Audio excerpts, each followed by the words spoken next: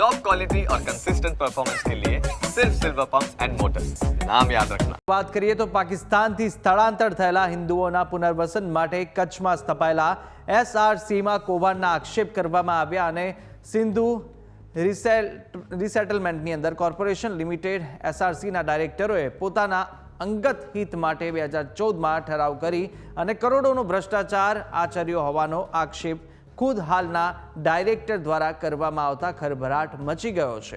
Company act પ્રમાણે આ સંસ્થામાંથી પોતાના અંગત હિત માટે કોઈ આર્થિક લાભ ન મેળવી શકે અને પરંતુ 2014માં બોર્ડના ડાયરેક્ટરોએ એક ઠરાવ કરીને કરોડોના પ્લોટ પોતાના નામે કરી અને બારોબાર વેચી મસ્ત મોટો ભ્રષ્ટાચાર આચર્યો હોવાનો આક્ષેપ થયો છે।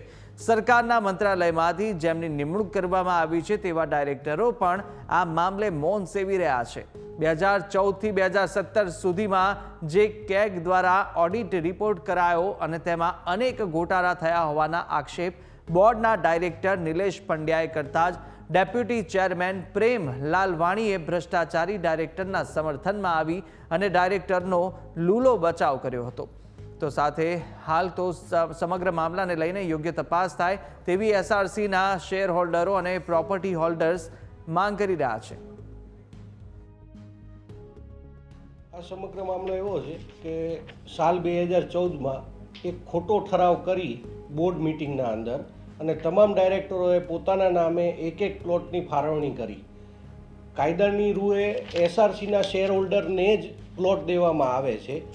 આ તમામ લોકો કને શેર ન હોવા છતાં પહેલાં પ્લોટની ફાળવણી કરી નાખી અને ત્યાર પછી આ પ્લોટો ઉપર જે શેર જમા કરાવવાના આવે એ જે આ 200 કરોડના કૌભાંડમાં જે સિન્ડિકેટ છે તે જ મૂર્તિયાઓ દ્વારા આના અંદર શેર જમા કરવામાં આવ્યો છે અને એ જ દલાલો થ્રુ આ શેરના આ પ્લોટો બજારમાં આ લોકોએ વેચી મારેલ છે। બધાના ધ્યાન ઉપર આવ્યું કે સ્વતંત્ર સેનાનીઓને અમુક પ્લોટ રજો રાખીને એના પાસેથી બજારમાંથી શેર લઈ ચાલી અને એ લોકોને આપવામાં આવ્યા હતા અને એ રીતે જે છે પછી નક્કી કરવામાં આવ્યું કે માત્ર 12 પ્લોટ જે છે એ એસઆરસીના ડાયરેક્ટર માટે રાખવા અને એને જે છે બજારમાંથી શેર લે ડેવલપમેન્ટ ચાર્જ ભરે એને આપો।